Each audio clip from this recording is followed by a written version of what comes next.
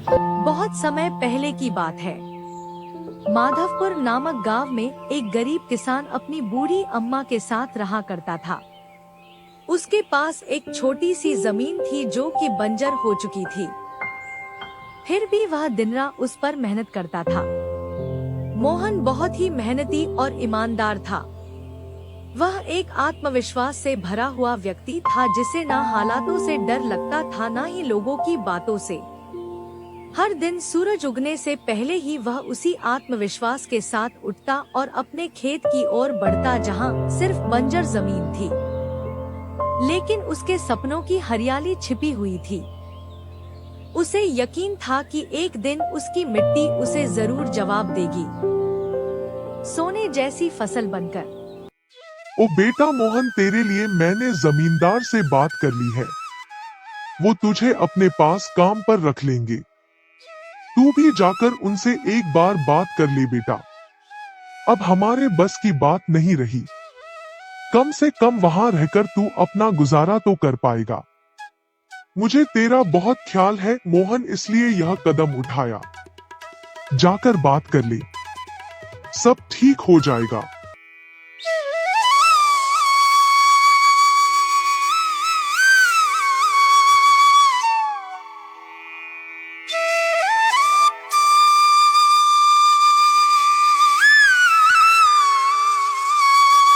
अम्मा, तुमने क्यों बात की वहाँ? मैं नहीं जाऊंगा। हमारा खुद का खेत है तो मैं दूसरों के पास क्यों काम करने जाऊं? मैं गरीब सही मगर खुददार हूँ। मैं अपनी मिट्टी में पला हूँ, उसी में पसीना बहाऊंगा। चाहे जितनी भी मुश्किल हो अम्मा, मैं अपनी ही जमीन पर मेहनत करूंगा। किसी और की नौकरी नहीं करूंगा।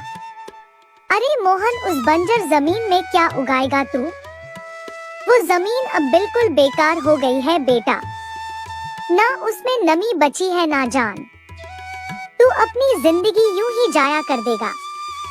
उस जमीन को संवारते संवारते मैं जानती हूँ तेरा हौसला बड़ा है, पर बेटा हौसले से पेट नहीं भरता।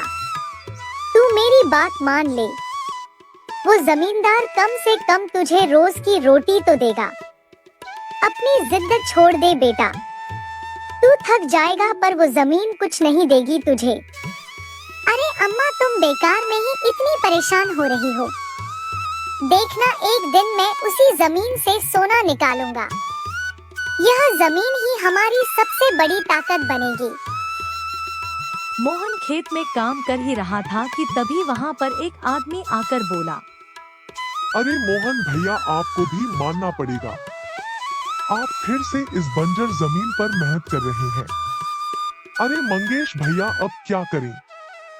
जमीन हमसे ज्यादा मेहनत करवा रही है, पर क्या करें? धरती तो माँ समान होती है। जैसा वह चाहे वैसा ही करना पड़ता है। कभी सख्त हो जाती है, कभी चुपचाप सब सह लेती है, कभी बीज को छुपा लेती है तो कभी उसे जीवन दे देती है। हम तो बस उसके बच्चे हैं जो उसके हर रंग को अपनाना जानते हैं। थक तो जाते हैं भैया, पर जब मिट्टी की खुशबू आती है ना तो सारी थकान उतर जाती है। उम्मीद है यह माँ हमें खाली हाथ नहीं लौटाएगी। बस थोड़ा और सब्र, थोड़ा और विश्वास। आप जैसा मूर्ख तो मैंने आज तक नहीं देखा भैया। क्या सोचते हो आप?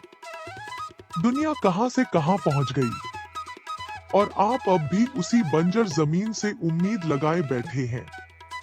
मोहन के पास उस आदमी की बातों का कोई जवाब नहीं था। वह वहां से अपने घर चला जाता है।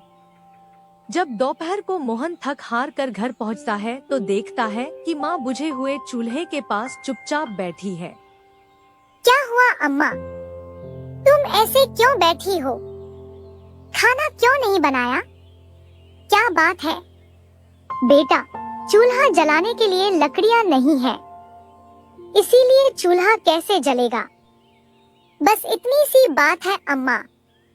मैं अभी जाकर ले आता हूँ लकड़ियाँ। मोहन लकड़ियाँ लाने जंगल चला